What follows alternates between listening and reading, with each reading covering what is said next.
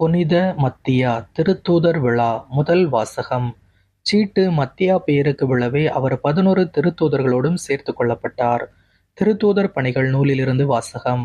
1ஆம் அதிகாரம் 15 முதல் 17 மற்றும் 20 முதல் 26 முடிய உள்ள இறை வார்த்தைகள்.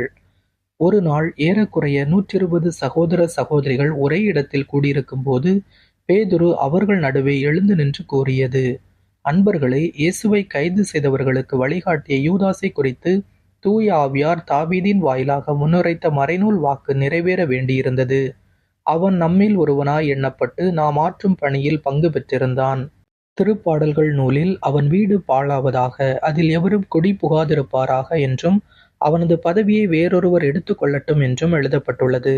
ஆகையால் ஆண்டவர் இயேசுவின் உயிர்த்தெழுதலுக்கு சாட்சியாய் விளங்க அவர் நம்மிடையே செயல்பட்ட காலத்தில் நம்மோடு இருந்த ஒருவரை சேர்த்துக்கொள்ள நாம் கூடி வர வேண்டியது தேவையாயிற்று. யோவான் திருமுழுக்கு கொடுத்து வந்த காலம் முதல் ஆண்டவர் இயேசு நம்மிடமிருந்து விண்ணேற்றமடைந்த நாள் வரை அவர் நம்மோடு இருந்திருக்க வேண்டும். அத்தகையோருள் இருவரை முன்னிறுத்தினார்கள். ஒருவர் யோசேப்பு என்னும் பெயர் கொண்ட பர்சபா, இவருக்கு யுஸ்து என்னும் பெயரும் உண்டு. மற்றவர் மத்தியா. பின்பு அவர்கள் அனைவரும் ஆண்டவரை, அனைவரின் உள்ளங்களையும் அறிபவரை, யூதாசு திருத்தொண்டையும் திருத்தூது பணியையும் விட்டகன்று தனக்குரிய இடத்தை அடைந்து விட்டான். அந்த யூதாசுக்கு பதிலாக யாரை தெரிந்தெடுக்க வேண்டும் என இந்த இருவருள் ஒருவரை எங்களுக்கு காண்பியும் என்று இறைவனிடம் வேண்டிக் கொண்டனர். அதன்பின் அவர்கள் சீட்டு குலுக்கினார்கள். சீட்டு மத்தியா பெயருக்கு விழவே அவர் 11 திருத்தூதர்களோடும் சேர்த்து கொள்ளப்பட்டார். ஆண்டவரின் அருள்வாக்கு. இறைவனுக்கு நன்றி. பதிலுரை பாடல் பல்லவி. உயர்குடி மக்களிடையே அவர்களை அமரச் செய்கின்றார். உயர்குடி மக்களிடையே அவர்களை அமரச் செய்கின்றார். ஆண்டவரின் ஊழியர்களை அவரை புகழுங்கள், அவரது பெயரை போற்றுங்கள். ஆண்டவரது பெயர் வாழ்த்தப் பெறுவதாக, இப்பொழுதும் எப்பொழுதும் வாழ்த்தப் பெறுவதாக. பல்லவி. உயர்குடி மக்களிடையே அவர்களை அமரச் செய்கின்றார். கீழ்த்திசை முதல் மேற்றிசை வரை ஆண்டவரது பெயர் போற்றப்படுவதாக. மக்களினங்கள் அனைத்திற்கும் ஆண்டவர் மேலானவர். வானங்களையும் விட உயர்ந்தது அவரது மாட்சி. பல்லவி. உயர்குடி மக்களிடையே அவர்களை அமரச் செய்கின்றார். நம் கடவுளாகிய ஆண்டவருக்கு நிகர் யார்? அவர் போல வானளாவிய உயரத்தில் வீற்றிருப்பவர் யார்?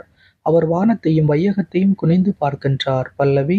உயர்குடி மக்களிடையே அவர்களை அமரச் செய்கின்றார். ஏழைகளை தூசியிலிருந்து அவர் தூக்கி நிறுத்துகின்றார். வறியவரை குப்பை மேட்டிலிருந்து கை தூக்கி விடுகின்றார். உயர்குடி மக்களிடையே தம் மக்களுள் உயர்குடி மக்களிடையே அவர்களை அமரச் செய்கின்றார். பல்லவி. உயர்குடி மக்களிடையே அவர்களை அமரச் செய்கின்றார். அல்லேலூயா. நான் தான் உங்களை தேர்ந்து கொண்டேன்.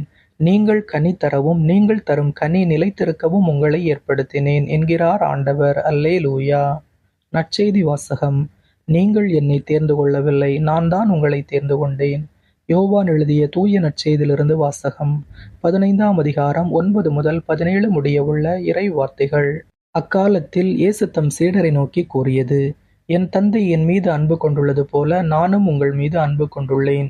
என் அன்பில் நிலைத்திருங்கள். நான் என் தந்தையின் கட்டளைகளை கடைபிடித்து அவரது அன்பில் நிலைத்திருப்பது போல நீங்களும் என் கட்டளைகளை கடைபிடித்தால் என் அன்பில் நிலைத்திருப்பீர்கள். என் மகிழ்ச்சி உங்களுள் இருக்கவும் உங்கள் மகிழ்ச்சி நிறைவு பெறவுமே இவற்றை உங்களிடம் சொன்னேன். நான் உங்களிடம் அன்பு கொண்டிருப்பது போல நீங்களும் ஒருவர் மற்றவரிடம் அன்பு கொண்டிருக்க வேண்டும் என்பதே என் கட்டளை. தம் நண்பர்களுக்காக உயிரை கொடுப்பதை விட சிறந்த அன்பு யாரிடமும் இல்லை.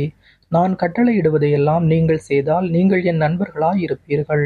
இனி நான் உங்களை பணியாளர் என்று சொல்ல மாட்டேன், ஏனெனில் தம் தலைவர் செய்வது இன்னது என்று பணியாளருக்கு தெரியாது. உங்களை நான் நண்பர்கள் என்றேன், ஏனெனில் என் தந்தையிடமிருந்து நான் கேட்டவை அனைத்தையும் உங்களுக்கு அறிவித்தேன். நீங்கள் என்னை தேர்ந்து கொள்ளவில்லை, நான் தான் உங்களை தேர்ந்து கொண்டேன். நீங்கள் கனி தரவும் நீங்கள் தரும் கனி நிலைத்திருக்கவும் உங்களை ஏற்படுத்தினேன். ஆகவே நீங்கள் என் பெயரால் தந்தையிடம் கேட்பதையெல்லாம் அவர் உங்களுக்கு கொடுப்பார். நீங்கள் ஒருவர் மற்றவரிடம் அன்பு கொள்ள வேண்டும் என்பதே என் கட்டளை. ஆண்டவரின் அருள்வாக்கு. கிறிஸ்துவே உமக்கு புகழ். இன்றைய சிந்தனை. சீடத்துவ வாழ்வு கனித்தரும் சாட்சிய வாழ்வு. நீங்கள் கனி தரவும் நீங்கள் தரும் கனி நிலைத்திருக்கவும் உங்களை ஏற்படுத்தினேன் என்கிறார் ஆண்டவர். இயேசுதான் நம்மை தம் பணிக்கென தேர்ந்து கொள்கிறார். நீங்கள் என்னை தேர்ந்து கொள்ளவில்லை, நான் தான் உங்களை தேர்ந்து கொண்டேன். நாம் அவரது அன்பில் நிலைத்திருந்தால் மிகுந்த கனி கொடுக்க முடியும். அப்போது அவரது மகிழ்ச்சி நம்மில் நிலை பெறும். நாம் ஒருவர் மற்றவர் மீதும் காட்டும் அன்பே நமது கிறிஸ்தவ வாழ்வுக்கு மிக இன்றியமையாத சான்றாக அமைகின்றது. இயேசுவுக்கே புகழ். இயேசுவுக்கே நன்றி.